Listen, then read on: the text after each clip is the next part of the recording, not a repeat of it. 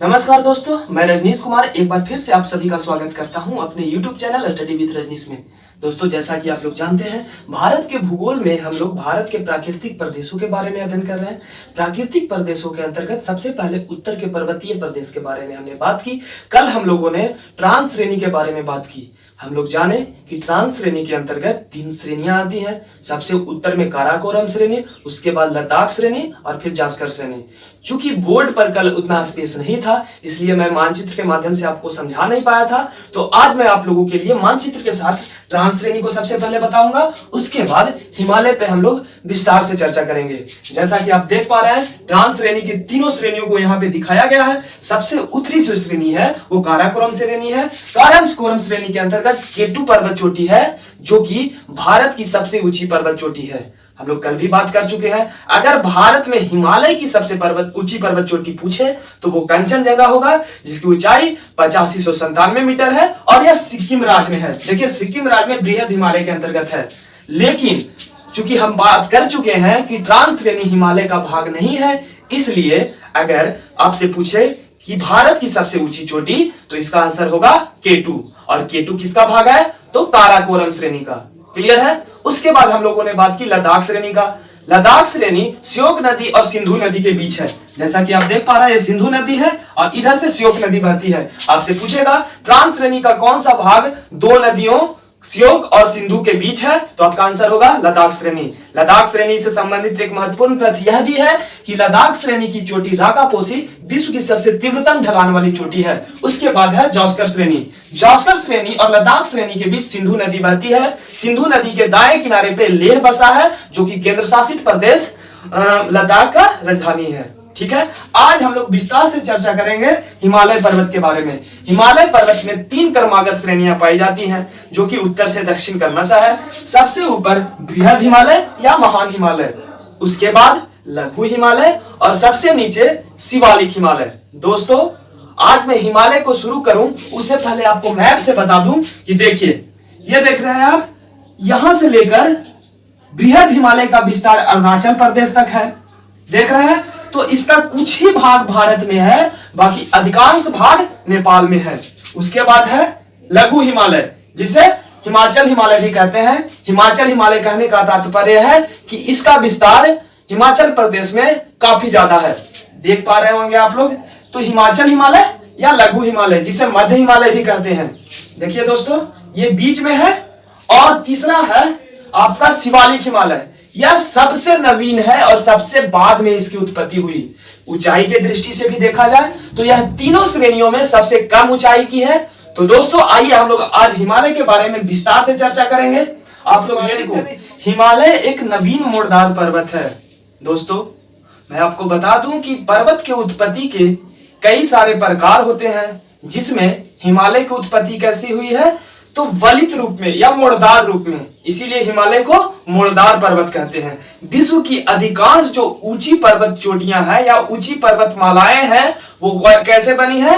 तो मोड़दार रूप में। ठीक है, तो हम जानेंगे कि हिमालय एक नवीन मोड़दार पर्वत है। अगले पॉइंट में देखेंगे, यहां इसकी उत्पत्ति सिनोजोइक युग के तृतीय काल में हुआ। आप इस बात को हमेशा ध्यान में रखेंगे, आपके एग्जाम के दृष्टि से काफी महत्वपूर्ण है। आपसे पूछा जा सकता है कि हिमालय की उत्पत्ति किस काल में हुई, तो आप बता सकते हैं। अगला पॉइंट है, हिमालय नंगा पर्वत से लेकर नामचा बरुआ तक, या यूं कहे तो सिंधु गौर से लेकर दिहंग गौर तक लगभग 2400 किलोमीटर की लंबाई में फैला हुआ है। क्लियर है?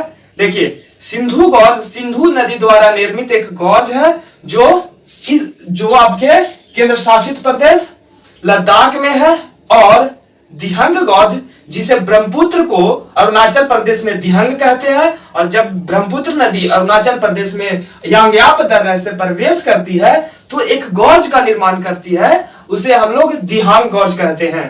ठीक है, तो अगर आपसे पूछा जाए कि हिमालय का विस्तार कहां से कहां तक है, तो या तो आप बताएं नंगा पर्वत से लेकर नामचा बरुआ तक, या फिर कहें तो सिंधु गौर से लेकर दिहंग गौर तक। सिंधु गौर आपका केंद्र शासित प्रदेश लद्दाख में है, और दिहंग गौर जो है वो अरुणाचल प्रदेश में है। दिहंग इसलिए कहा जाता है, दिहंग गौर इसलिए नाम पड़ा क्योंकि यह दिहंग नदी के द्वारा निर्मित है। धियांग नदी ब्रह्मपुत्र नदी को अरुणाचल प्रदेश में कहते हैं। यहां तक कोई दिक्कत नहीं। अगले पॉइंट की ओर देखेंगे। पूरब से पश्चिम स्थित दुनिया का सबसे लंबी पर्वतमालाएं हैं। हिमालय जो है वो पूरब से पश्चिम स्थित दुनिया का सबसे लंबा पर्वतमाला है। अगर बात करें विश्व की सबसे लंबी पर्वतमाला का तो वो है एंडीज, जिसका विस्तार उत्तर से दक्षिण है, लेकिन हिमालय का विस्तार पूर्व से पश्चिम है। कोई दिक्कत नहीं होनी चाहिए यहाँ पे। अगला पॉइंट है कि हिमालय पूरब में अधिक संकरा है। दोस्तों मैं आपको बता दूं, आप मैपिंग के माध्यम से भी देख चुके हैं कि हिमालय जो है वो पूरब में संकरा है और पश्चिम में फैला हुआ है। तो जहां पे फैला हुआ है वहां उसकी ऊंचाई कम है और जहां पे संकरा है वहां पे उसकी ऊंचाई अधिक है। संकरा होने का कारण यही हो सकता है कि वहां पे दबाव अधिक पड़ा हो और दबाव अधिक पड़ने के कारण उस क्षेत्र में हिमालय की ऊंची ऊंची चोटियां पाई जाती है। तो यहाँ पे पॉइंट था कि हिमालय पूरब में अधिक संकरा है, जिससे इसकी ऊंचाई अधिक है। अगर आप देखें तो विश्व की अधिकांश ऊंची चोटियां हैं जो हिमालय के पूर्वी भाग में है। क्लियर है। अगला पॉइंट है हिमालय चापाकार है। हिमालय की आकृति कैसी है? चापाकार है। आप देखे होंगे पिछले अभी कुछ देर पहले हमने बताया कि हिमालय की आकृति चापाकार है, इस रूप में है। ठीक है। तो ये जो चापाकार आकृति है इसके कारण प्रायद्वीपीय भारत की ओर इसकी आकृति उत्तल है। उत्तल दर्पण आप लोग जानते होंगे। तो सॉरी, उत्तल लेंस की तरह है, यानी उठा हुआ है प्रायद्वीपीय भारत की ओर। ये कैसा है देख रहे हैं? ऐसा है। ये धनुषाकार आकार में है। ठीक है। अगला पॉइंट है हिमालय पर्वत का कुल क्षेत्रफल 5 लाख वर्ग किलोमीटर है। अगर मोटा मोटी देखा जाए तो हिमालय का जो क्षेत्रफल है वो बिहार के क्षेत्रफल से लगभग 6 गुना अधिक है। ठीक है। तो आपसे प्रश्न यहां से बन सकता है कि हिमालय का क्षेत्रफल कितना है? तो 5 लाख वर्ग किलोमीटर। हिमालय पर्वत के उत्तर में तिब्बत का पठार है। क्लियर है। और हिमालय पर्वत के उत्तर में तिब्बत के पठार है और पठार के उत्तर में क्विनलुन पर्वत है। समझ रहे हैं आप बात को? अगर हम आपको बताएं, देखिए ऊपर का बात अगर आप लोग नोट कर लिए होंगे तो मैं इसे मिटा देता हूं। अगर नहीं नोट किए हैं तो वीडियो को पॉज करके आसानी से नोट कर सकते हैं। देखिए हिमालय पर्वत जो है इसकी आकृति उत्तर में, सॉरी यहां पे देखेंगे आप लोग, ये देखिए ये ऐसा हिमालय है। ठीक है। आपको देखने से ही पता चल रहा है कि ये चापाकार आकृति की है और प्रायद्वीपीय भारत की तरफ ये उठा हुआ है, यानी कि प्रायद्वीपीय भारत की ओर निकला हुआ है। और हिमालय पर्वत के उत्तर में तिब्बत का पठार है, अभी हमने बताया। और तिब्बत के पठार के उत्तर में एक पर्वत श्रेणी है जिसे क्विनलुन पर्वत श्रेणी कहते हैं। तो यहाँ पे पता चलता है, यहां से एक प्रश्न बन सकता है कि तिब्बत का जो पठार है वो किस प्रकार का पठार है? तो जब कोई पठार दो पर्वतों के बीच में हो तो उसे अंतर पर्वतीय पठार कहते हैं। तो तिब्बत का पठार कैसा पठार है? अंतर पर्वतीय पठार। और तिब्बत का पठार किन दो पर्वतों के बीच में है? तो क्विनलुन और हिमालय। तो यहां से 2 प्रश्न आपके क्लियर हो जा रहे हैं। जैसा कि अभी यहां लिखा हुआ है हिमालय पर्वत का कुल क्षेत्रफल 5 लाख वर्ग किलोमीटर है। इसके उत्तर में तिब्बत का पठार है और तिब्बत के पठार के उत्तर में क्विनलुन पर्वत है। तो हिमालय एक अंतर पर्वतीय पर्वत है। अगला पॉइंट देखेंगे हिमालय के पश्चिम में दक्षिणवर्ती मोड़ को।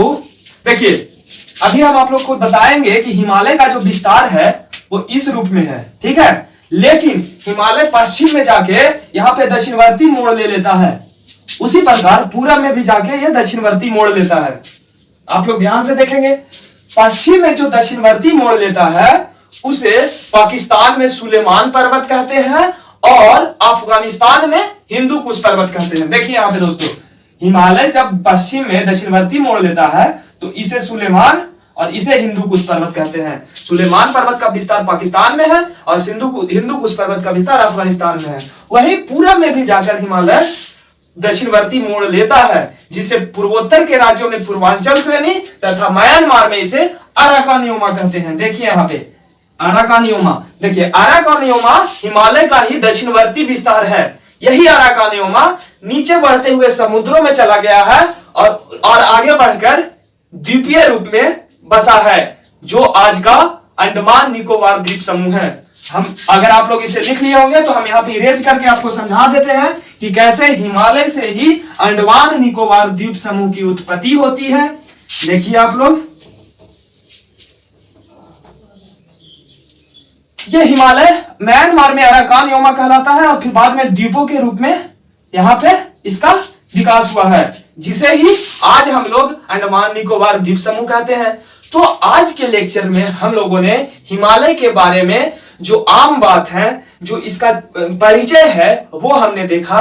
अगले लेक्चर में हम लोग देखेंगे कि हिमालय के तीनों जो चोटियां हैं, बृहद हिमालय, मध्य हिमालय और शिवालिक हिमालय, हम लोग उस पर बात करेंगे। एक बार फिर से मैं आप लोगों से कहूंगा कि जो लोग इस चैनल पे पहली बार आए हैं, चैनल को सब्सक्राइब करें, वीडियो पसंद आए तो वीडियो को लाइक करें और शेयर करें।